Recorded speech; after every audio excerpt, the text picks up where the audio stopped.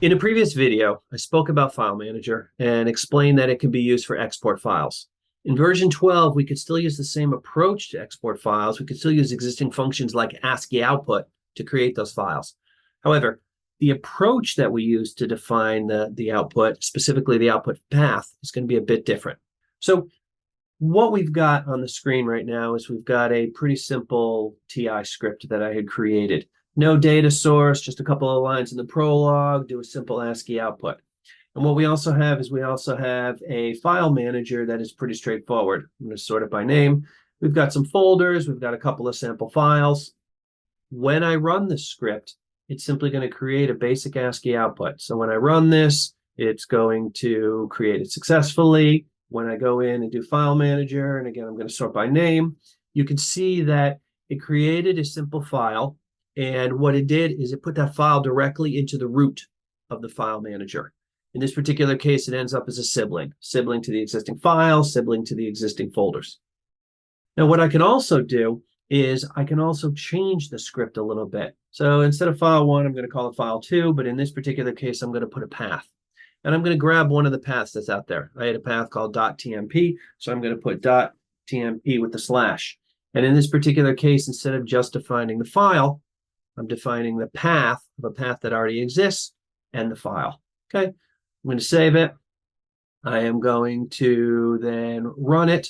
And when I run it, I'm going to go out into File Manager. I'm going to take a look at it. My file 1 is still there, but now when I go into .tmp, I can see file 2 that's out there. So what the system did is it put the file directly into an existing folder. Not that much different than what we saw before. We don't necessarily have to use the slashes or any of those aspects because the source is going to be the root of File Manager. And therefore, now all I need to do is I put the path slash the file. Now, what I'm going to do for the third file, however, in this particular case, I'm just going to call it file 3 to differentiate it.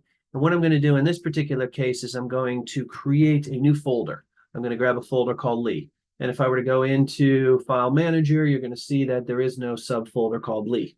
Now, in this particular case, what I'm going to do is I'm going to update the script. I'm going to save it, and then I'm going to run it. And what you're going to see with this last example, there's no folder called Lee, but by using the ASCII output in this particular approach, it created a folder called Lee. It created a folder called Lee and put it in as a sibling to the other aspects, and then it put the file directly in there.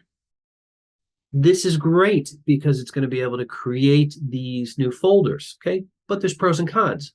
Pro, I no longer need to write code. I no longer need to see if a path exists. And that's going to save me a few lines of code, but comes at a bit of an expense. The con is that I now have to account for any typos. I have to account for accidental mistakes in my code because the system is going to create whatever folder I want in there. Okay? So this makes it even more important for you to double check your code because the system will create any folders that you tell it to.